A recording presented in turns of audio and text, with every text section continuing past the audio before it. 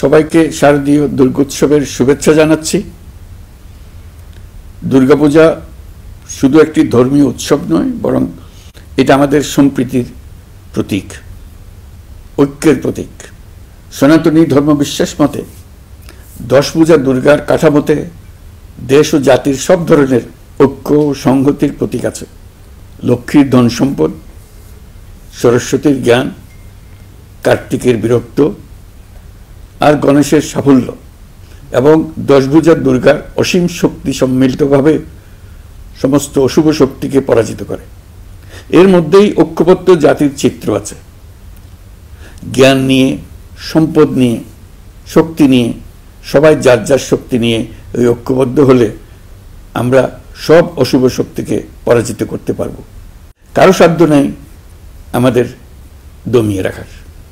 নিজেরা নিজেরা বিভক্ত হয়ে গেলে, ঐক্যবদ্ধ হতে না পারলে আমরা জাতি হিসেবে উন্নতি করতে পারবো না, এমন রাষ্ট্র গঠন করতে পারবো না যেটা নিয়ে আমরা সবাই দুনিয়ার সামনে গর্ব করতে পারি। দুর্গাপুজো উপলক্ষে গত বছরের মতো এবছরেও সরকারি ছুটি 2 দিন রাখা হয়েছে। সঙ্গে 2 দিন সাপ্তাহিক ছুটি যোগ হওয়ায় আমি আশা করছি সনাতন ধর্মাবলম্বীরা পরিবার পরিজন, বন্ধুবান্ধব সহ এই উৎসব আনন্দঘন পরিবেশে পালন করতে পারবেন। দুর্গাপূজা ঘিরে কোনো ধরনের দুর্ঘটনা যাতে না হয়, নাশকতার মাধ্যমে কেউ যাতে কোনো আতঙ্ক সৃষ্টি বা উৎসবের বিঘ্ন ঘটাতে না পারে, সেজন্য সরকার, রাজনৈতিক দল সহ সমাজের সর্বস্তরের মানুষ বিশেষভাবে তৎপর রয়েছে। সবাই মিলে চেষ্টা করছে যেন একটা নিখুঁত দুর্গাপূজা অনুষ্ঠিত হয়।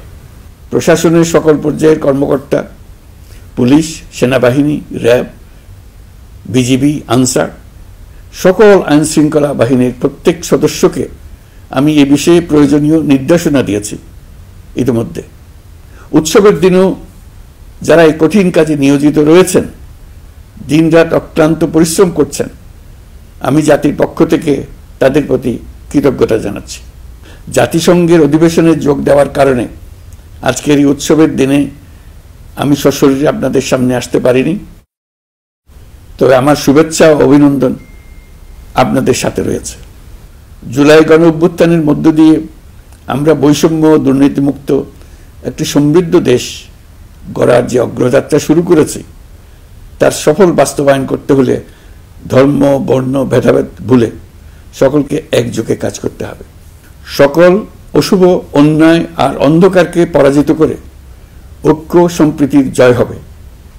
বাংলাদেশ এগিয়ে যাবে কল্যাণ ও সমৃদ্ধির পথে। সৃষ্টিকর্তার কাছে এই প্রার্থনা করি। সবাইকে আবারও শারদীয় দুর্গোৎসবের শুভেচ্ছা জানাচ্ছি। মহান সৃষ্টিকর্তা আমাদের সহায় হন।